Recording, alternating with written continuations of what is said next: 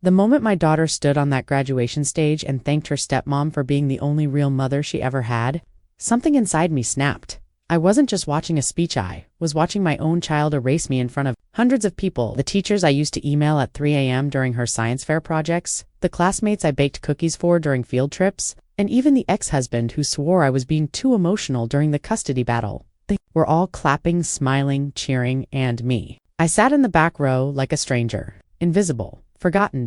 But what no one knew, not the proud stepmom, not my ex, not even my daughter, was that I wasn't going to stay silent this time, because if she wanted to rewrite our story to impress the woman who took my place, then I was ready to give them all the unfiltered truth.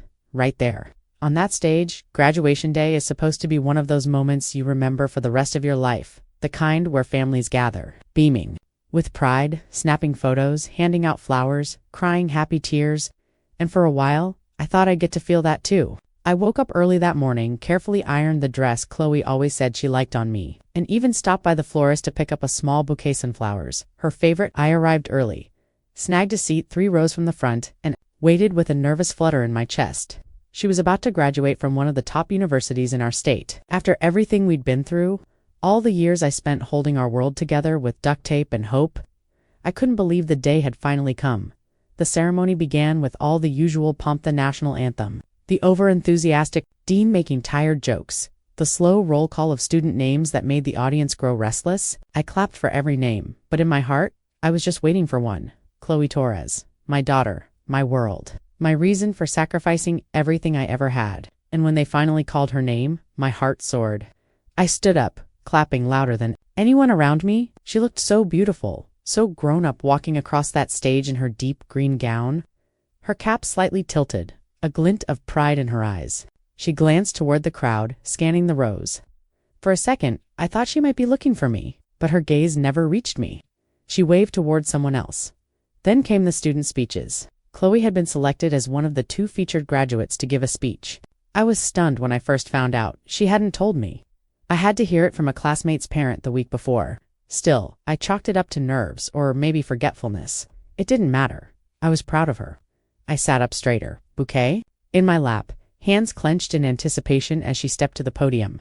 She began by thanking the university, her professors, and her peers. Then, she shifted into a more personal note, talking about resilience, love, and the people who supported her. My heart pounded. This was it. She was going to say something about Usabath, the nights I stayed up sewing her Halloween costumes by hand, about the part-time jobs I took just to buy her piano lessons, about the years I fought to keep a roof over her head. Instead, she said this: I want to thank the most important woman in my life, the one who raised me when my biological mother wasn't around, the one who showed me what love, strength, and sacrifice really look like. My stepmom, Dana Torres, you are my true mom. For a moment, the world just stopped. I didn't move. I didn't breathe. I didn't even blink. The sound of the audience clapping, the cheers, the gasps of admiration, they all blurred into one static roar inside my ears. I sat there, paralyzed, sunflower bouquet wilting in my lap. My throat felt tight, my chest hollow. She said Dana raised her, that I wasn't around, that someone else had shown her love and strength, as if the 11 years I spent breaking my back for her had never existed, as if I had abandoned her. And the worst part, Dana was crying. My ex-husband Eric had an arm around her, nodding with pride. He even kissed the top of her head. They looked like the perfect family. Chloe's perfect family. And me, I was just some woman in the crowd, nothing more than a ghost from a story no one remembered.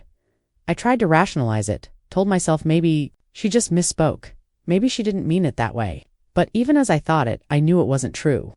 That line, that polished delivery, the warm, glowing tribute, it was rehearsed, chosen, intentional. She wanted the world to believe that. Dana was the woman who shaped her, molded her, stood by her side when no one else would. I thought about walking out. I thought about standing up and storming to the exit before I burst into tears in front of hundreds of people. But something held me there. Maybe it was stubbornness. Maybe it was the echo of all the bedtime stories I used to read her. Maybe it was the years I spent whispering, "You're going to change the world someday." When she cried herself to sleep after her dad missed another weekend, I don't know. All I know is I stayed seated and watched the rest of her speech in silence. Because that was what I always did, watched from the sidelines. Clapped when it was expected. Swallowed the hurt so no one else would have to feel it, but this time was different. Something inside me cracked that day. Not just because she lied. Not just because she humiliated me, but because she chose to rewrite our entire story in front of a crowd to present a fiction so polished, so convincing that I could feel my entire motherhood slipping away from me like sand through my fingers. And at that moment, as the applause rang out and Chloe left the stage, grinning like she'd just conquered the world, I made a decision. I wasn't going to stay silent anymore. Raising Chloe as a single mother wasn't easy. For those first 11 years, it was just the two of us against the world. I didn't have a fancy job or a high salary, but I worked hard too. Sometimes 3 jobs at once, just to make sure she had what she needed. I remember waking up before dawn, getting her ready for school, packing her lunches with extra snacks. Because I knew those little things mattered to a growing child, evenings were long. I came home exhausted, but I'd help her with homework, stay up late sewing costumes for school plays, or practicing spelling words until she felt ready. I missed out on so much sleep and social life, but I didn't care. Every sacrifice was worth it for Chloe. Her smile was my fuel. I remember the nights she'd come running into my bedroom, breathless from excitement because she'd aced a test or gotten a compliment from a teacher. Those moments made everything else fade away: the long hours, the missed dinners, the loneliness. I thought we were building something strong, something unbreakable. But life has a way of throwing curveballs, and ours came in the form of Eric's remarriage. After we divorced, Eric remarried a woman named Dana, someone from a different world than mine, more polished, more educated, with a stable career and a comfortable lifestyle. Suddenly, Chloe was living in a house with a big yard, fancy cars parked in the driveway, and all the things I never could give her. I told myself that, as long as Chloe was happy, that was all that mattered. Then came the custody battle. The judge sided with Eric, citing financial stability as the deciding factor. I was crushed. Suddenly, the little girl who used to call me mom was being pulled away. I was told I wasn't fit enough, not because of who I was, but because of what I couldn't provide. The court decision forced me to accept a painful reality. I wasn't the primary parent anymore. I tried to stay connected. I called every day, sent letters and birthday gifts, drove to her school whenever I could, but each visit felt more like a courtesy than a reunion. Chloe grew more distant, and I began to see how much influence Dana had. Photos on social media showed them at brunches, holidays, vacations, perfect smiles, perfect family moments. But my calls went unanswered, my messages unread. I felt like a stranger watching my own daughter slip through my fingers. The nights were the hardest. When Chloe was little, she would crawl into my bed after nightmares, clutching my hand tightly until she fell back asleep. After the custody change, those nights disappeared. I missed her warmth, her laughter filling the house, the little inside jokes we shared. I ached to tell her how proud I was of every little thing she accomplished, but the silence grew louder than any words I could say. I remember one evening, scrolling through Chloe's social media feed, trying not to feel the sting of jealousy. She'd posted a picture of her and Dana, captioned, "My rock, my guide, my mom."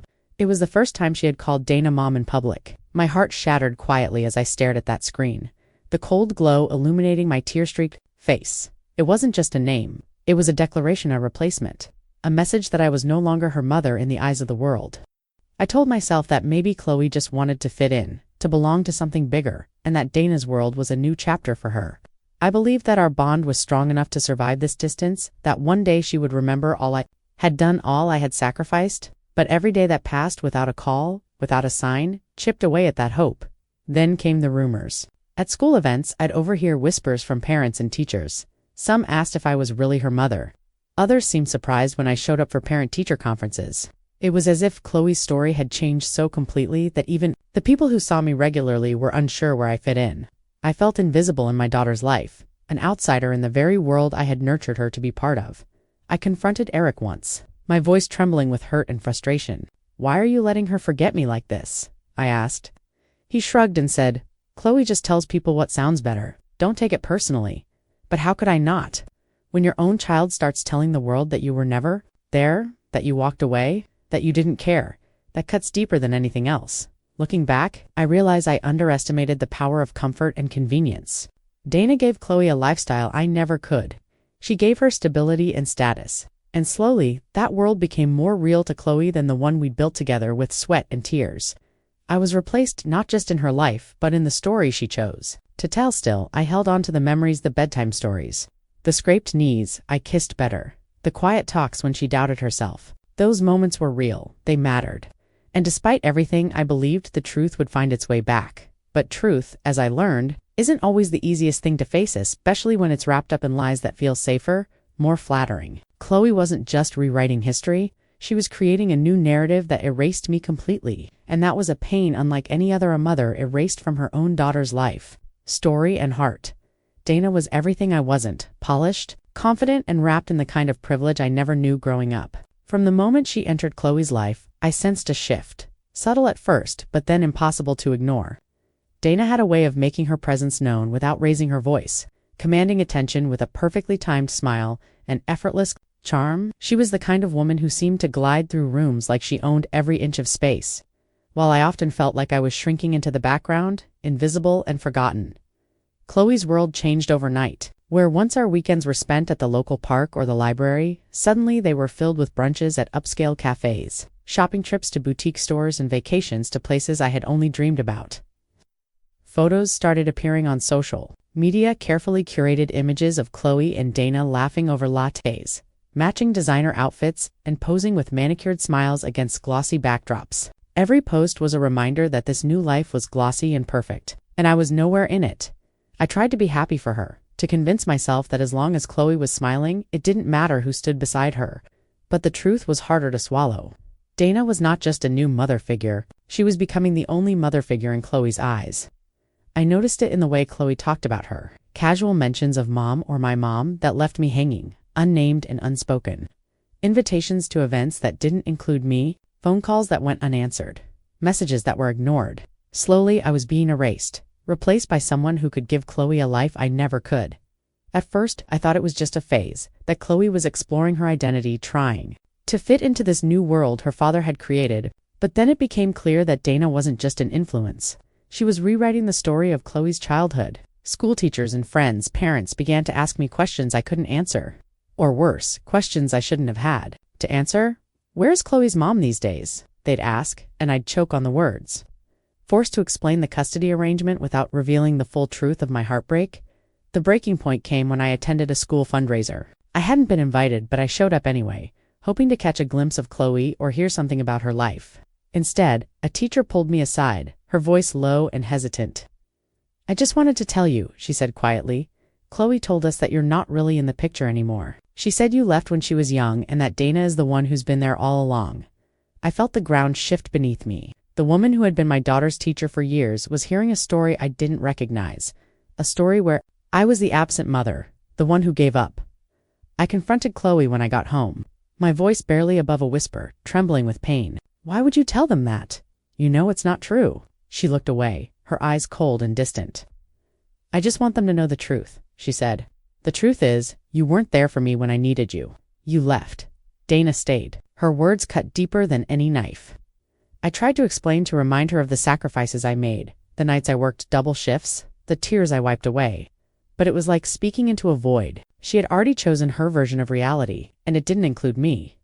I reached out to Eric, desperate for some support, some acknowledgement of the pain I was feeling, but his response was indifferent. "She just tells people what sounds better," he shrugged. "Don't take it personally." How do you not take that personally when your own daughter is painting you as the villain? When your sacrifices are dismissed as absence? When the person you gave your life for believes a stranger's version of love over yours? As days turned into weeks, the distance grew wider. Chloe stopped visiting, stopped calling, stopped acknowledging my existence. I watched from afar as she built a new life, one that felt shiny and easy but hollow underneath. Dana was no longer just the stepmom, she was the mother Chloe proudly introduced to the world, the one she credited for her achievements, the one she thanked in speeches and social media posts, and me. I was left with memories and a broken heart. The woman who had spent years fighting to give her daughter a future was now a footnote in her story, a ghost from a past she wanted to forget. But the lies, the rewriting of our story, the betrayal of a child who once called me mom, that was something I couldn't let go. Not yet, because love isn't supposed to erase, it's supposed to endure, and I was still here. Still fighting for the truth of what we had shared before the new narrative took over. The moment I realized Chloe was weaving a web of lies to rewrite our story wasn't sudden, it was a slow, painful unveiling that left me feeling more alone than I ever had. It began in the quiet moments, overheard conversations, and the uneasy looks from people who once knew the truth but now seemed uncertain about what to believe. At first I brushed it off as misunderstandings, hoping it was just a phase my daughter was going through. But then the whispers turned into outright comments, and the comments into glaring questions that cut right through my heart. It was at a school fundraiser where the truth hit me like a tidal wave. I had decided to show up unannounced, hoping to catch a glimpse of Chloe, to hear her laugh. Maybe share a moment that could bridge the growing distance between us. Instead, I was pulled aside by Mrs. Jenkins, one of Chloe's teachers, who looked at me with a mixture of sympathy and confusion. "I don't know how to say this," she began hesitantly, "but Chloe told us that you aren't really around anymore, that you left when she was younger and that her stepmom is the one who raised her." Her words were a dagger disguised as concern, and I felt the room spin. How could my daughter, who had lived with me for over a decade, tell such a story? Who had given her the courage to erase me so completely from her narrative? When I confronted Chloe that night, my voice was barely steady. "Why would you say those things about me? You know it's not true. I was there. I am here." She looked at me not with the warmth of a daughter, but with the cold detachment of someone who had made up her mind. "That's your truth," she said flatly, "but it's not mine. I tell people what I need them to hear. It makes life easier." It was like she was speaking about a stranger, not the woman who had spent years fighting for her, loving her, sacrificing everything. I tried to remind her of the nights I worked double shifts, the mornings I woke before dawn to prepare her for school, the tears I wiped away when she was sick or scared, but none of it mattered anymore.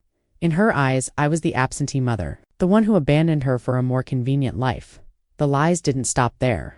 At school, I found myself on the outskirts, no longer part of Chloe's circle. Invitations to parent events ceased, and my presence was questioned. At parent-teacher meetings, I was greeted with polite nods, but beneath them, I sensed a growing doubt about my role in Chloe's life. I wasn't the mom anymore. I was the woman who used to be there, the ghost in the background. It was a public erasure that felt like a slow, suffocating death. I reached out to Eric, hoping for some acknowledgement, some alliance in the face of this heartbreaking distance. But his response was as cold as the winter night I first walked away from our home. "Chloe just tells people what sounds better," he said dismissively. "Don't take it personally." How could I not take it personally when the very people I had loved and trusted were complicit in my erasure? When my sacrifices were dismissed as absence, my love reinterpreted as neglect. His indifference stung more than any harsh word from Chloe. As the months passed, the distance between us widened into a canyon. Chloe stopped returning my calls and ignored my messages.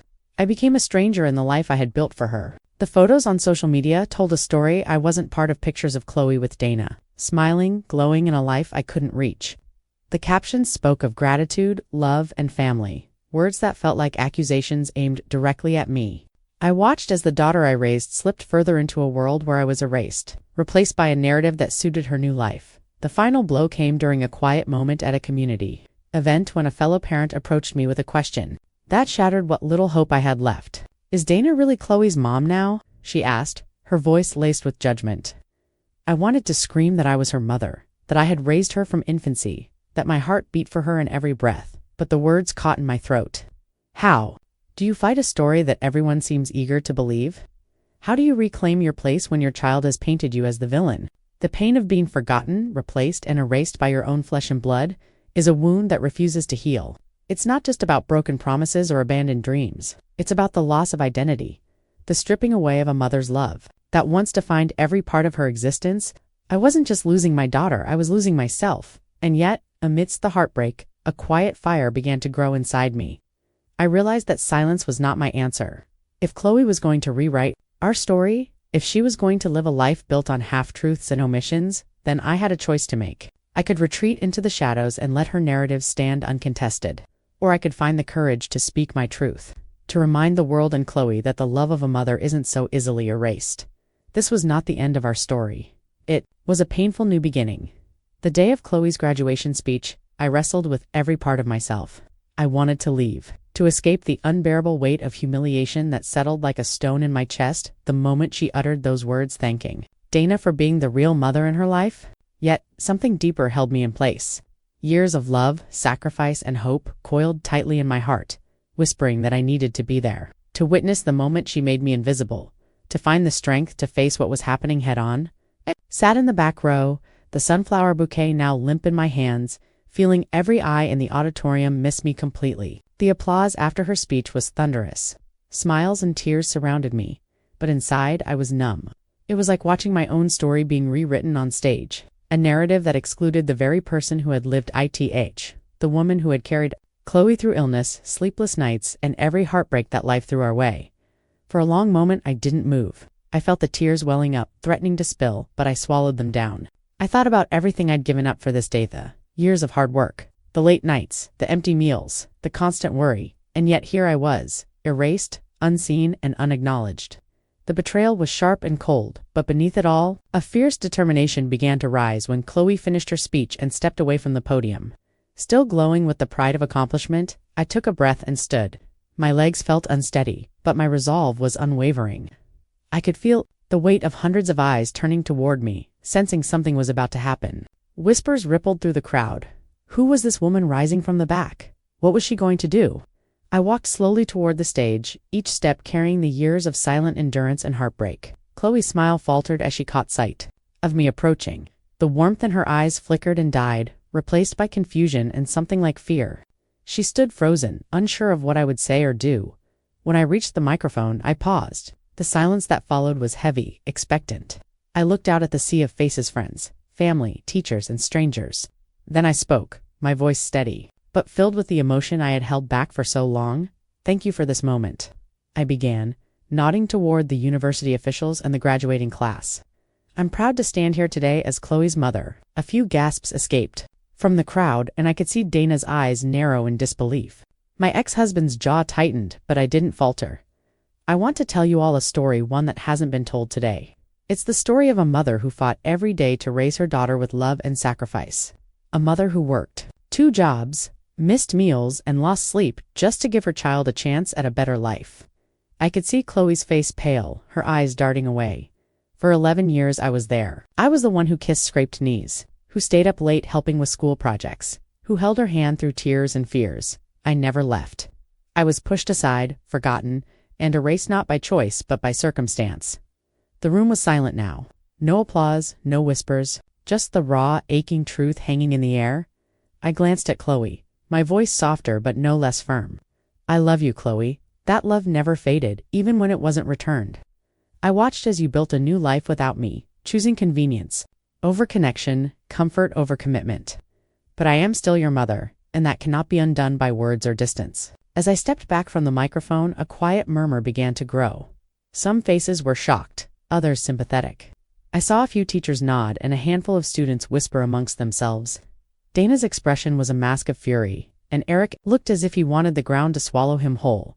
Before I could be stopped, I turned and walked away from the stage, away from the crowd, away from the pain that had been years in the making. My heart was heavy, but a strange lightness settled over me, like finally breaking free from a silence that had weighed me down for too long that day. I learned that sometimes the truth has to be spoken aloud, even if it shakes the foundation of everything you thought you knew. And as I left that auditorium, I knew this was not the end of my story, but the beginning of a new chapter, one where I refused to be invisible any longer. When I stepped away from the microphone, the room felt like it was holding its breath. Silence stretched out, thick and heavy, as if everyone was waiting to see what would happen next. The applause that had filled the space moments before was gone, replaced by an eerie stillness that made my skin prickle. I felt every pair of eyes locked onto me, some wide with surprise, others narrowing in suspicion, and a few glistening with sympathy. I could hear the faint rustle of whispered conversations breaking out among the crowd, but my focus was only on one thing: Chloe. She stood near the stage, her face drained of color, her usual confident smile nowhere to be found. I saw the shock in her eyes, the confusion, the anger simmering just beneath the surface. For the first time that day, she looked vulnerable.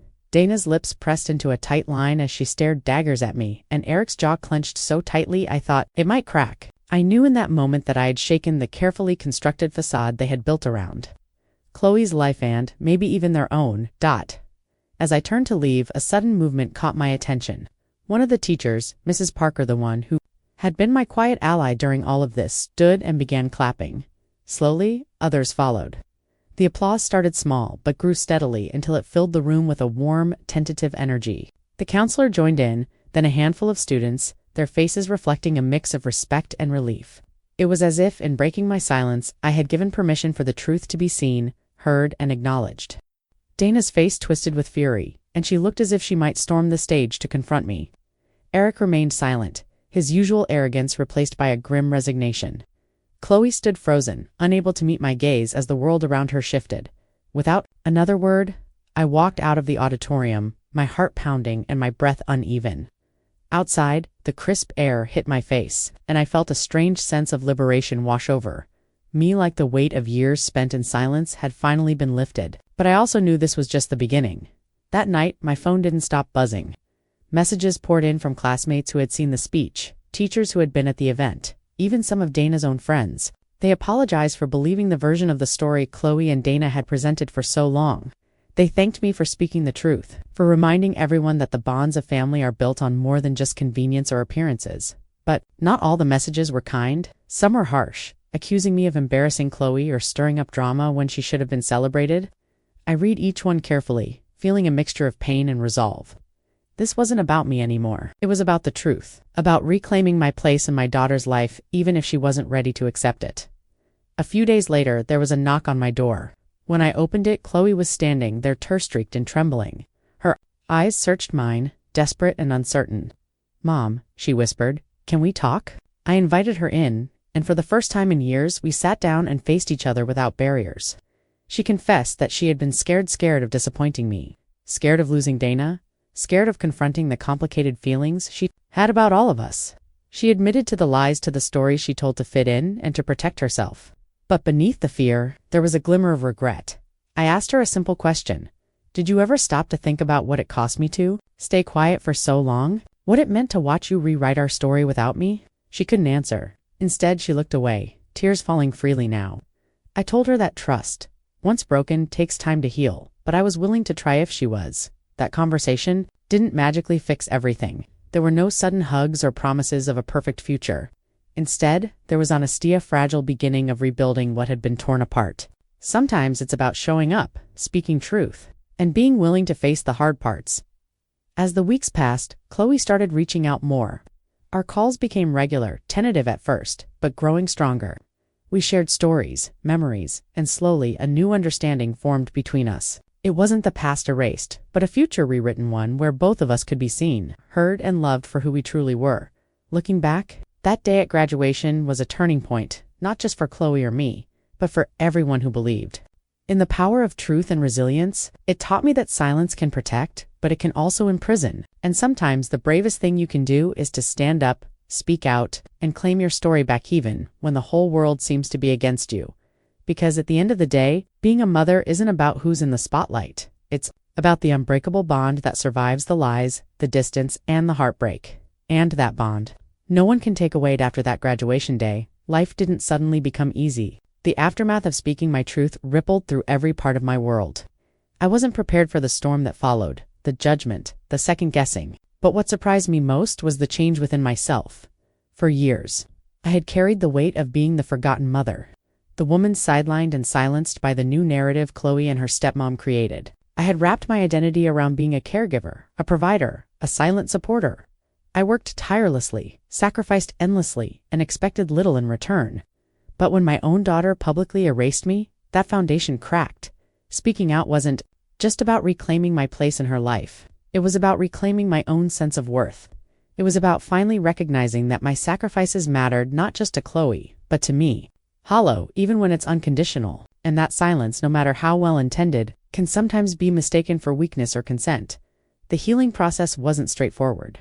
Chloe and I continued to navigate a complicated relationship filled with moments of progress and setbacks, laughter, and tears. But through it all, I refused to let the pain define me or the past imprison me. I began to focus on myself, on rediscovering passions and dreams that had been pushed aside for too long. I started painting again, something I hadn't done since before Chloe was born. With old friends who reminded me of the person I was before motherhood consumed every part of my life, these small steps were powerful. They gave me back a sense of identity and joy that I hadn't realized I was missing. One afternoon, a dear friend invited me to a community event where I met women with stories strikingly similar to mine. Women who had spent years caring for others, only to find themselves invisible and unappreciated. Sharing our experiences created a bond that felt healing and empowering. Together, we talked about reclaiming our narratives and living the rest of our lives on our own terms. Social media, which once felt like a battleground, slowly became a tool for connection. I started sharing my art and thoughts, opening up about resilience, love, and self-worth. The response was overwhelming: messages of support from strangers, stories from women who saw themselves in my journey, and encouragement that fueled my confidence. Meanwhile, Chloe and I continued to rebuild our relationship, cautiously but sincerely. There were no dramatic reconciliations, no fairy tale endings.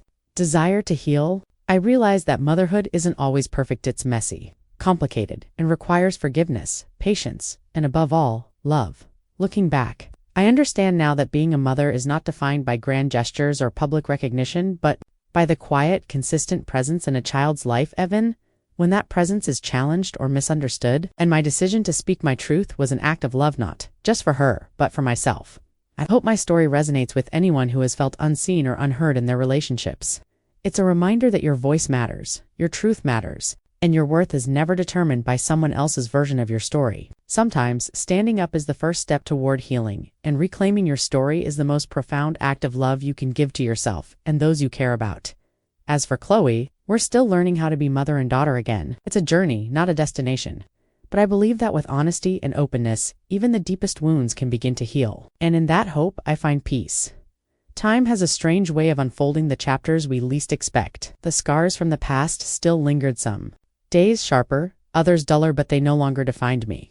Instead, they became part of a story of survival, growth, and ultimately, forgiveness. Chloe and I have built a new relationship, one not rooted in the past wounds but in the present understanding.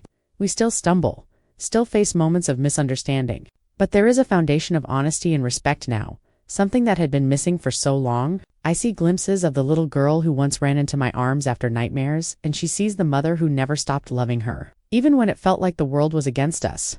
That day at graduation was a turning point, not just for Chloe and me, but for everyone who witnessed the unraveling of a story long kept in the shadows. It reminded me that sometimes the most painful moments are also the most necessary. They force us to confront the truths we've hidden from ourselves and others, to peel back the layers of pretense and fear, and to find strength we didn't know we had.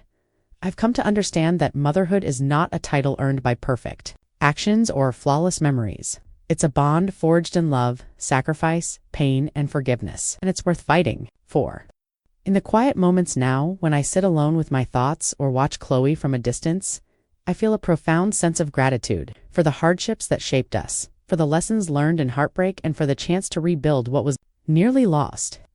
I am proud not just of Chloe and the woman she is becoming, but of myself, for standing up when it mattered most, for refusing to be erased, and for choosing to love openly. Even when it was hard. Life moves forward, and so do we. The past may never fully disappear, but it no longer controls us. Instead, it fuels a hope for a future where truth and love coexist, where stories can be rewritten with compassion, and where the ties that bind us are stronger than the lies that try to tear us apart. To anyone who has faced betrayal, silence, or rejection from those they love, know this: your story is yours to tell. Your truth matters, and no matter how dark the night, the dawn will come. Sometimes it takes courage to speak out, to stand tall, and to reclaim the narrative. But in doing so, you find freedom not just from others, but from the chains that hold your own heart captive. I am no longer defined by the daughter who turned away, the stepmom who replaced me, or the pain that once consumed me. I am defined by the woman who chose to rise, who chose to love herself fiercely, and who continues to build a life filled with hope, resilience, and peace. And that, more than anything else, is the legacy I want to leave behind.